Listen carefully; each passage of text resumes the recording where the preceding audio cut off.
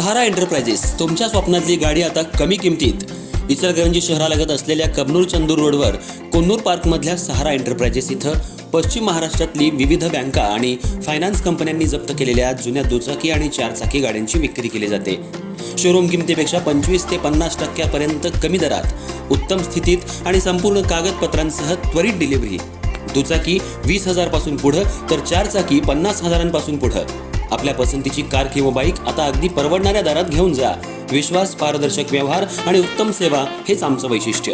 पत्ता Konnur park, Kabnur Chandur road, Ichalkaranji. Proprietor Rajubhai Ajgar. संपर्क 8055810910 आणि 9860785786. सहारा एंटरप्राइजेस, दर्जा, विश्वास आणि बचत यांचं परिपूर्ण ठिकाण.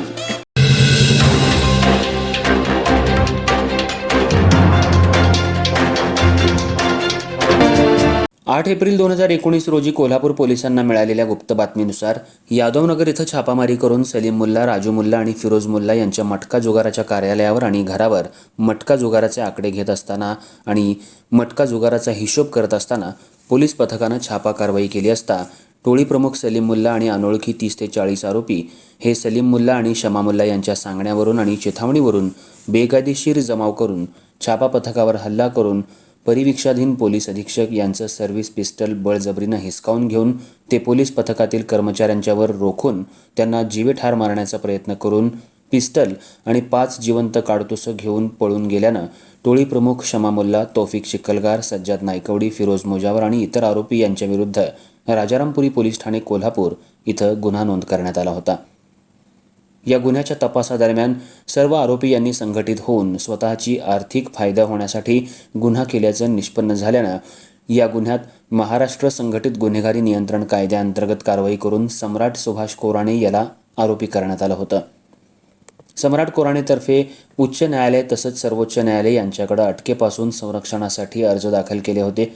त्यानंतर 5 फेब्रुवारी 2025 रोजी सम्राट कोराणे हा ॲडव्होकेट सचिन माने यांच्यामार्फत कोल्हापूर इथल्या विशेष मोक्का न्यायालयामध्ये स्वतःहून समर्पित झाला होता. तेव्हापासून सम्राट कोराणे हा न्यायालयीन कोठडीत होता. सम्राट कोराणे याच्या वतीनं ॲडव्होकेट सचिन माने यांनी कोल्हापूर इथल्या उच्च न्यायालय मुंबई सर्किट बेंच कोल्हापूर इथं जामीन अर्ज दाखल केला होता. जामीन अर्जाच्या सुनावणीवेळी 9 एप्रिल 2019 रोजी पोलिसांवर झालेल्या हल्ल्यात सम्राट कोराणे हा उपस्थित नव्हता आणि त्याचा कोणताही सक्रिय सहभाग नव्हता. गुन्ह्याचा तपास पूर्ण झालेला आहे, त्यामुळं या गुन्ह्यात अटक करून ठेवण्यास कोणतंही कारण शिल्लक राहिलेलं नाही. मोक्का अंतर्गत कारवाई करणं इतपत कोराणे याच्यावर गुन्हे दाखल नसल्याचं तसंच या गुन्ह्यातील इतर आरोपी यांचा जामीन मंजूर झाला असल्याचं न्यायालयाच्या निदर्शनाला आणून देण्यात आलं. हा युक्तिवाद ग्राह्य मानून उच्च न्यायालय मुंबई सर्किट बेंच कोल्हापूर यांनी मोक्कातील आरोपी सम्राट कोराणे याला जामीन मंजूर केला. सम्राट कोराणे याच्यातर्फे ॲडव्होकेट सचिन माने आणि ॲडव्होकेट प्रतीक टारे यांनी काम पाहिलं.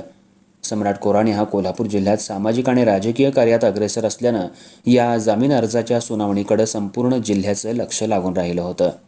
कोल्हापूर येथे दिनांक 8/4/2019 रोजी मटक्याचा धंदा चालू असल्याबाबत पोलिसांना टीप मिळालेली होती आणि पोलीस अधिकारी व कर्मचारी यांनी शमा मुल्ला व सलीम मुल्ला यांचे घराच्या इथे छापा टाकलेला होता.